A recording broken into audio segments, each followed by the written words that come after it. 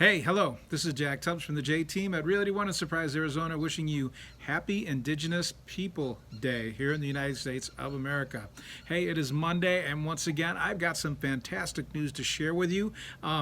Doug Duncan, who is Fannie Mae's Executive Vice President, shared a couple of pieces. He doesn't call himself an oracle, but he just shared his feelings about what he thought about what is going to happen, not only in real estate, but actually for the nation as a whole for the rest of this year and for the beginning, and actually he's even kind of thought the housing market all the way through 2021.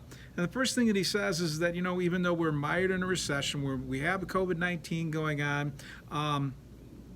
you know what? At the end of 2019, we had about 3.5% unemployment. He thinks at the end of 2021 we'll be pretty close to that again. He says maybe as high as 5, but he thinks we'll be close to that number again. Now, he also said during the second quarter of 2020, we lost approximately $1.7 trillion in national income. But by the third quarter, are you ready for this number? By the third quarter, he feels that we already gained back $1.2 trillion back of that. So from the second quarter to the third quarter, we took a $1.2 trillion gain in national income in just one quarter. And he feels that this is over the course of the rest of the year. By the quarterly numbers, which the economy grows, will slow. He says, and at the end of 2021, we should expect to be back to just about where we were at the beginning of 2020. Now, I don't know if you remember the beginning of this year, because so many things have jumped off the shelf in this entire year, between impeachment and COVID and election and all these other things that we have going on, and all the protests and all these other things that we've seen. It's really distracted us from how great the beginning of this year started. And if we can be back to that, and I got a feeling it'll be even a little bit earlier than what he says, but if we can be back to that by the end of 2021, we can back to be record low unemployment. We can be selling houses like they're flying off the inventory. We can keep the low mortgage rates. We'll see everything pretty much back on track to what it was, if not better, than what we saw at the beginning of this year. And then what's going to be changed about this, and I think it's going to benefit a lot of people, is that a large segment of the people, because of the COVID-19 virus, have been working from home. So we see a lot of homes, either they're looking for a bigger home so they can have a home office, or they're converting empty guest bedrooms, spare bedrooms, extra basement space, whatever they can, into a home office. And I got a feeling that that's going to be the norm for probably about 40 or 45% of the people who are doing that right now because of COVID-19. As we see the numbers continue to improve, I mean, we still see cases reported, but death rates, recovery time, all these other things continue to go down big time. And as we continue to find new therapeutic drugs, and also the vaccine that's coming out, as we see all these things come into play, and we see the new cases go down, and once again we continue to see death rate and infection and manifestations. I mean, a lot of people have tested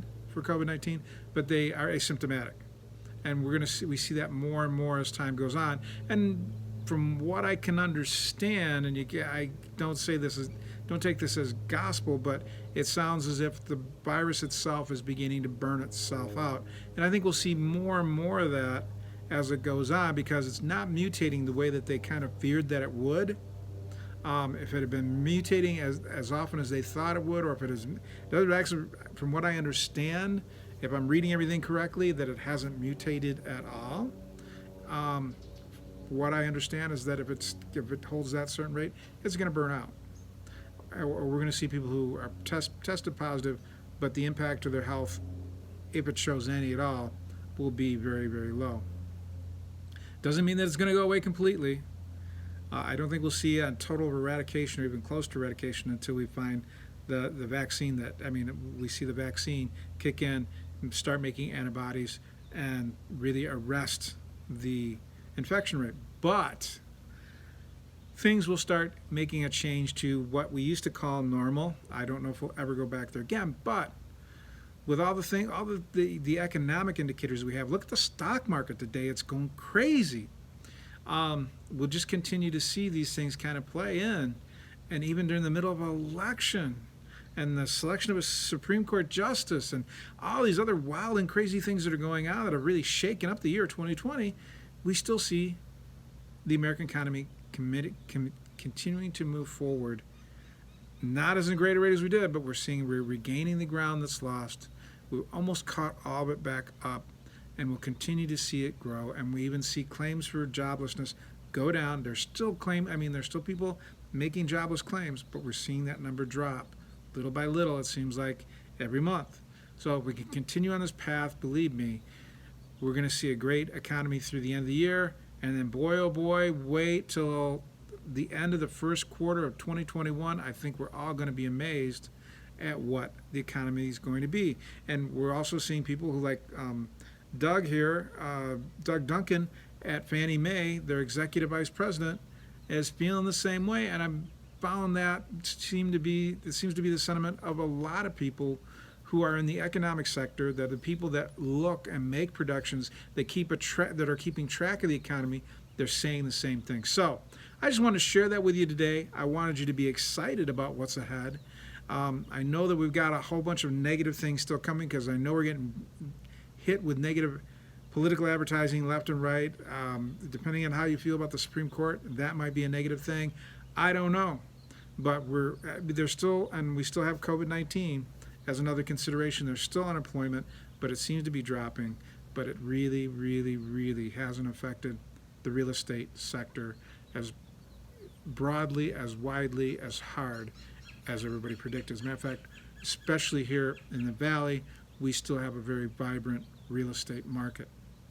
All I can do is continue to encourage you that if you're ready to list, please, I'd love to help you. Give me a call, 248-330-7972.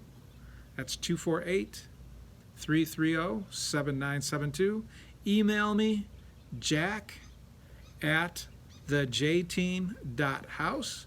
That's JACK, THE, the letter J, TEAM.house. Or you can call any of my team members at 623-252-4061. That's 623-252-4061. Hey, this is Jack Tubbs once again, wishing you a happy Indigenous Persons Day. Have a great day. I'll see you tomorrow with even more news about the Phoenix real estate market. Bye-bye.